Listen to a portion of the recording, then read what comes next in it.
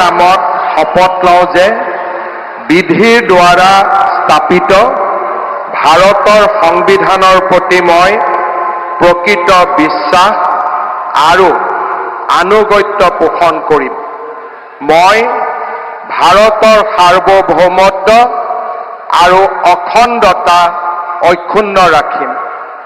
মই অসমৰ মুখ্যমন্ত্ৰী হিচাপে মোৰ কৰ্তব্য বিশ্বস্ততাৰে সম্পাদন কৰিম আৰু মই ভয় বা পক্ষপাত, অনুৰাগ বা বিদ্বেষ নোহোৱাকৈ সংবিধান আৰু আইন অনুসাৰে সকলো শ্ৰেণীৰ লোকৰ প্ৰতি ন্যায় আচৰণ কৰিম।